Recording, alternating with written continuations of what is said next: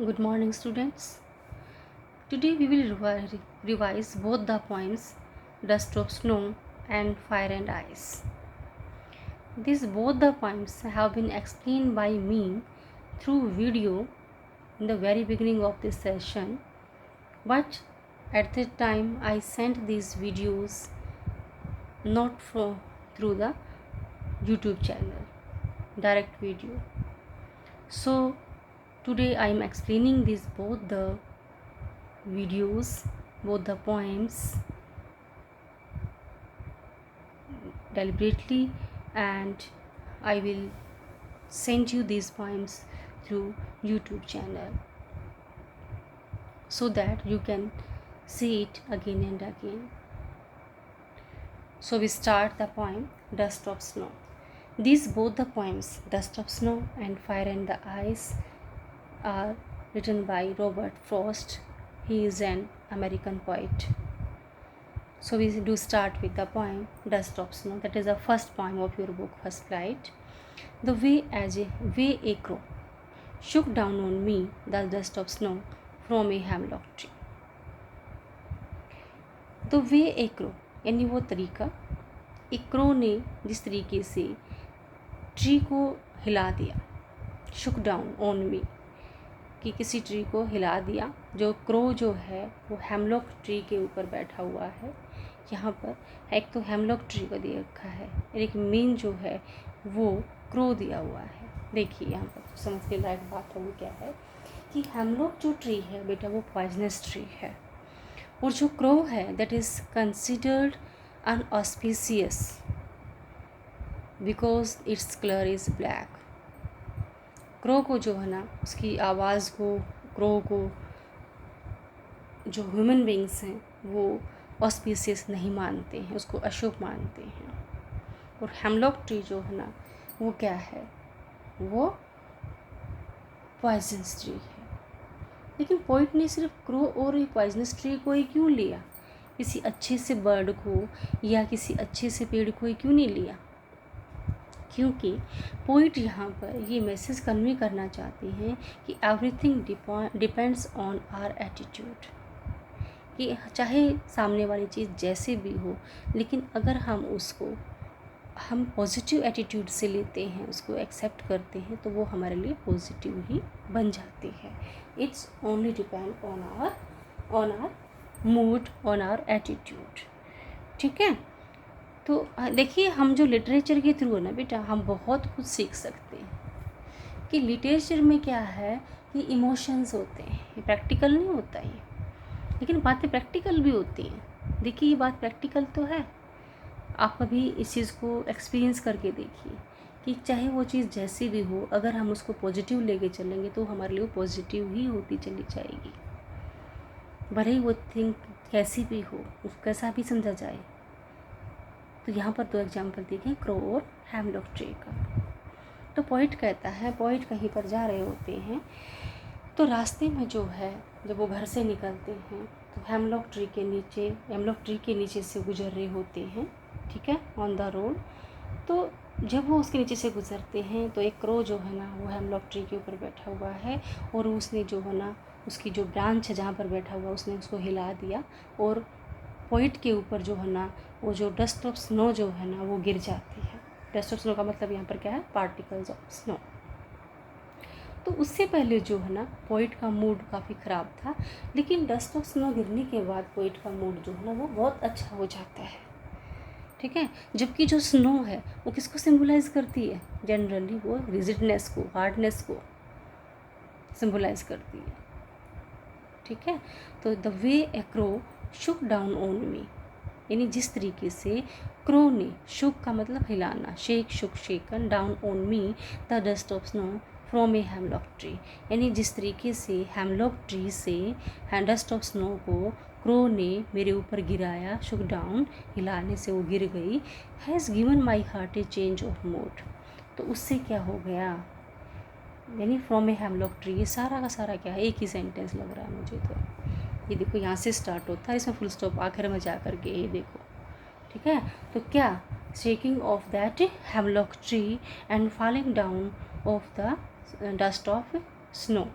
ठीक है, particles of snow has given my heart, उसने मेरे हार्ट को दिया है ए चेंज ऑफ मूड, यानी मेरा मूड चेंज हो गया है।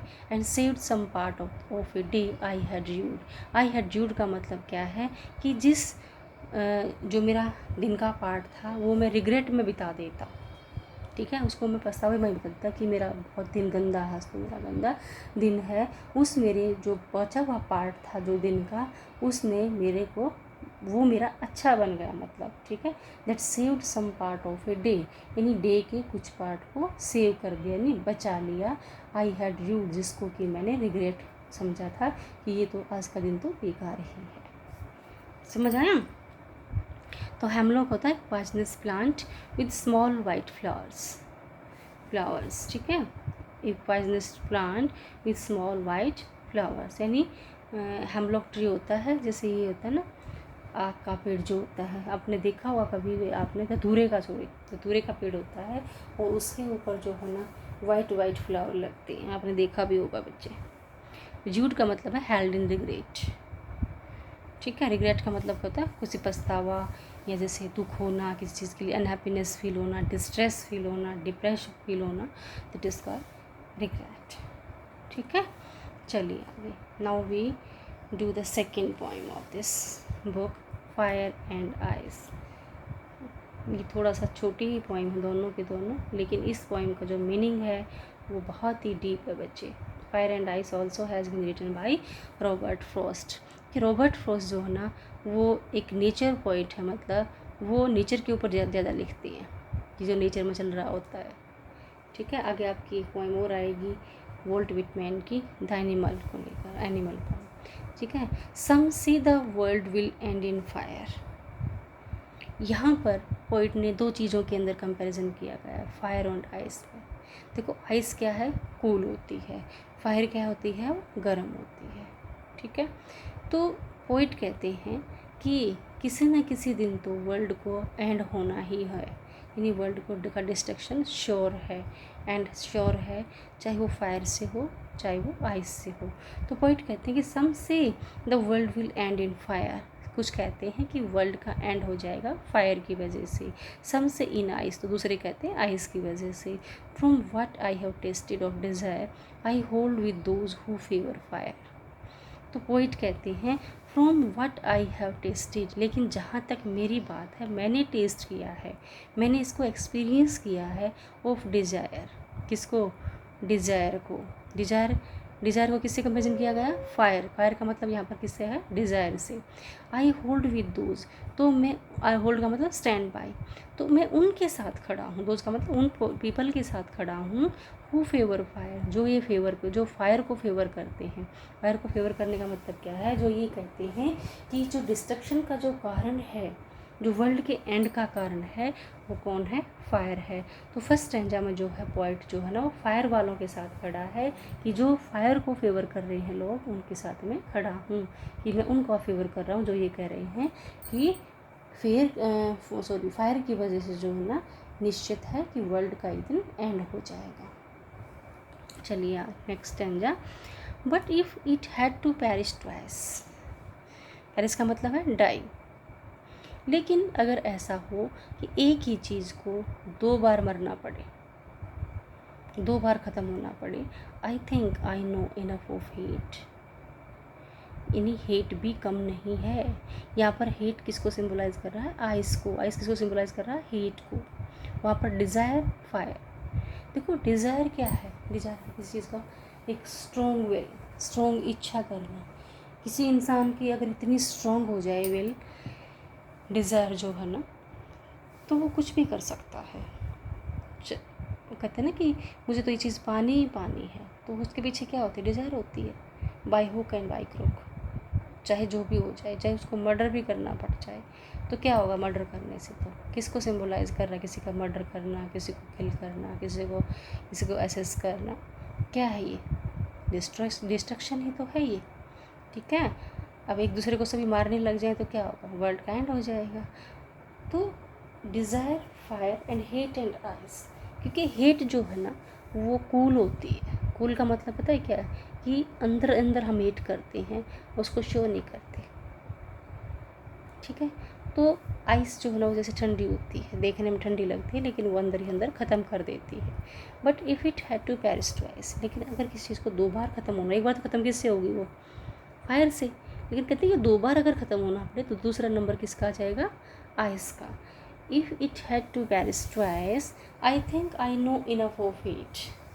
तो मैं हेट के बारे में भी काफ़ी जानता हूँ, उसको भी मैंने एक्सपीरियंस किया है। To say that for destruction ice, ये कहना कि डिस्ट्रक्शन आइस की, जो आइस से जो डिस्ट्रक्शन है, इज़ ऑल्सो ग्रेट, वो भी बहुत बड़ा डिस्ट्रक्शन है। एंड वुड सरफेस, सरफेस का मतलब यहाँ पर क्या है, सफिशिएंट, बी सफिशिएंट, सफिशिएंट होना, ठीक है, बी सफिशिएंट, कि वो भी बहुत है, ज़्यादा है, सफिशिएंट। हम कई बार कह देते हैं कि ये चीज़ ठीक है, काफ़ी है, देन वी से दैट हाँ दैट इज़ एनफ और सफिशिएंट, कि सफिशिएंट है। क्लियर बेटा, these are the both points and now we will do the main points of, these are the main points of the poem। तो आपको पता है कि जब विंटर होती है तभी तो स्नोफॉल ज़्यादा होता है ना, तो विंटर डे है, यानी जब ये पोएम लिखी गई है, जिस मूड में पोएम लिखी गई है, तो वहाँ पर क्या है, प्लॉट उसका पीछे जो बैकग्राउंड है वो विंटर डे में है, ठीक है। The tree tops were covered with masses of snowflakes, जो ट्री टॉप है ना वो आइस से कवर है बेटा, उनके ऊपर जो डस्ट ऑफ पार्टिकल्स हैं बहुत ज़्यादा हैं। The poet was walking under one such snow covered tree, तो पोइट जो है ना एक ऐसे पेड़ के नीचे चल रहा था जो कि स्नो से कवर था। क्या था वो, hemlock tree. This tree was a hemlock tree, a conifer associated with poisonous qualities, जो कि जिसके अंदर एक पॉइजनस क्वालिटीज़ होती हैं, ऐसे ट्री होता है hemlock tree. A crow lighted on the hemlock tree suddenly, crow जो है उस हेमलॉक ट्री के ऊपर आया फटाफट। The sudden movement of the crow, the mass of snowflakes started falling down the tree, जैसे ही उसने मूवमेंट किया, हलचल की क्रो ने, तो जो स्नोफ्लैक्स है ना, उस पार्टिकल्स ऑफ स्नो जो है ना वो काफ़ी मात्रा में थे और वो ट्री से नीचे गिरना स्टार्ट हो गई। The snowflakes fell down upon the poet who was standing under the tree, tree के नीचे खड़े थे और वो उनके ऊपर गिर गए। The mass of snowflakes was so light and fine that it looked like the dust of white snow, और जो स्नोफ्लैक्स थे, मास ऑफ स्नोफ्लैक्स थे, वो इतने लाइट थे, इतने अच्छे थे कि ऐसा लगा जैसे कि वो डस्ट ऑफ वाइट स्नो की जैसे डस्ट हो, मतलब। The snow movement and arrival of the crow and falling of the flakes of snow look like just ordinary happenings, ऐसा लगा कि ये जो सब सारी चीज़ें जो है ना वो ऑर्डिनरी हो रही हैं, मतलब सामान्य तौर से हो रही हैं। जो मूवमेंट था और क्रो का आना था और जो फ्लैक्स का गिरना था, ये सब ऑर्डिनरी थिंग्स हैं। But the falling of fine snowflakes on the poet leaves a tremendous effect on him, लेकिन फॉलिंग ऑफ फाइन स्नोफ्लैक्स, लेकिन उन अच्छे स्नोफ्लैक्स का गिरना जो है ना पोइट के ऊपर, वो एक ट्रेमेंडस का मतलब एक अचानक बहुत ही ज़बरदस्त जो इफ़ेक्ट है वो उनके ऊपर छोड़ देता है। वो इफ़ेक्ट क्या होता है कि पोइट का मूड जो है ना बहुत ही अच्छा हो जाता है। Before this the poet was in A gloomy और डिस्पेयरिंग मूड, यानी इससे पहले जो है ना, इस इंसिडेंट से पहले पोइट का जो मूड होता है बड़ा ग्लूमी होता है। ग्लूमी का मतलब क्या होता है, सैडी। ग्लूमी मतलब क्या होता है, सैडी होता है, डिस्ट्रेस होता है और डिस्पेयरिंग मूड होता है, उदास होता है। However this simple beautiful act of nature has a very comforting effect on him, तो क्या था, नेचुरल था कि कहाँ क्रो का वहाँ पर आना, उसका पेड़ का हिलाना और उसके ऊपर उनके ऊपर डस्ट का स्नो डस्ट का गिरना, ये सब क्या था, नेचुरल था, ठीक है। तो नेचर ने क्या कर दिया, उनको इतना कंफर्ट कर दिया कि इफ़ेक्ट ऑन हिम, जिसने उसके ऊपर काफ़ी प्रभाव डाला। The fall of snow over him changes his mood and mental state.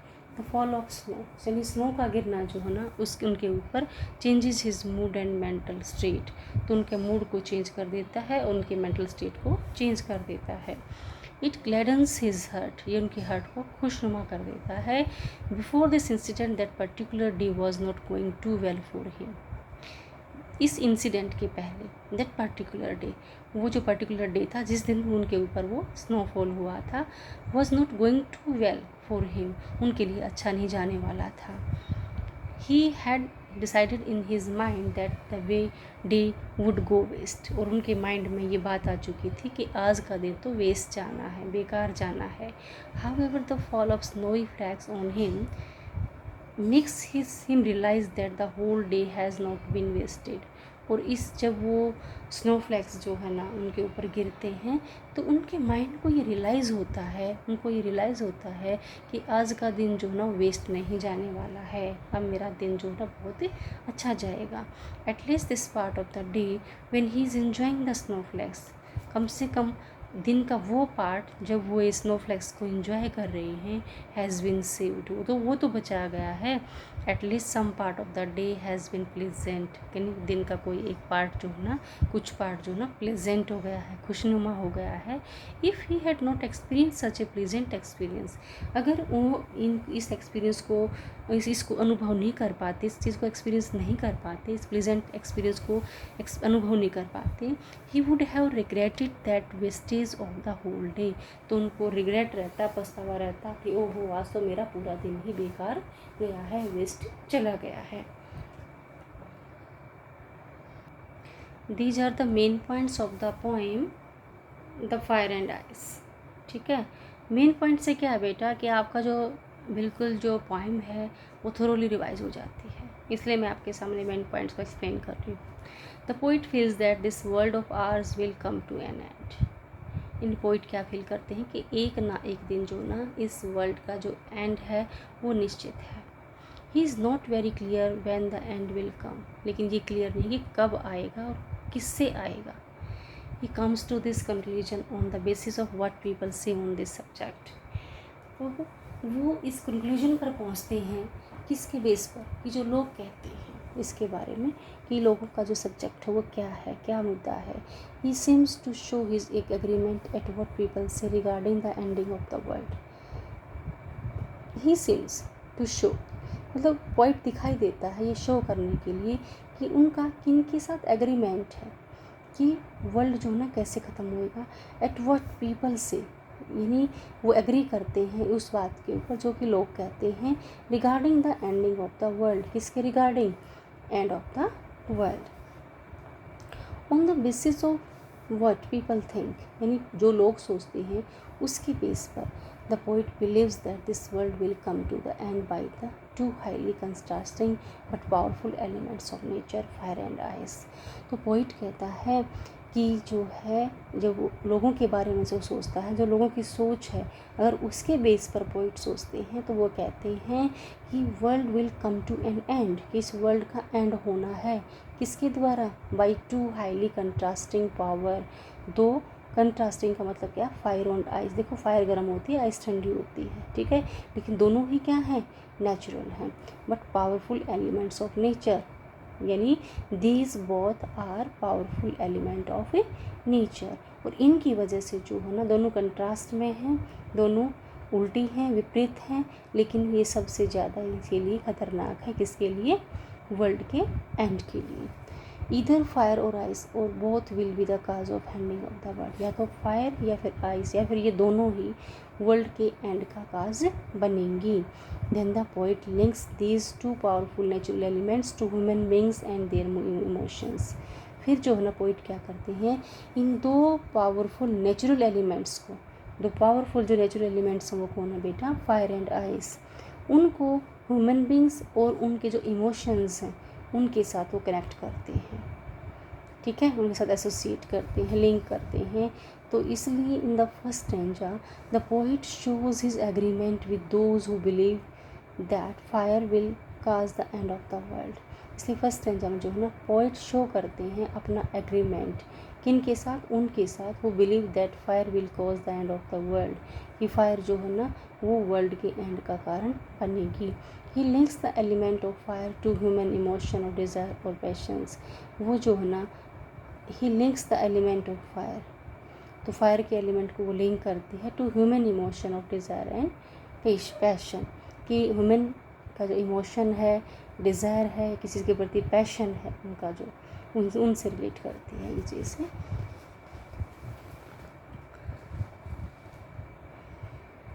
Next point, uncontrolled fire of passion and desire may lead us to the end of this world. जैसे मैंने poem को करवाते आपको बताया था कि अगर इंसान के जो पैशन है बहुत ही स्ट्रॉन्ग है, स्ट्रॉन्ग डिज़ायर है, तो वो किसी भी हद तक जा सकते हैं, और वो किसी भी अगर नेगेटिव उसमें चले गए तो वो किसका रीज़न बन जाते हैं, वर्ल्ड के एंड का रीज़न बन जाते हैं।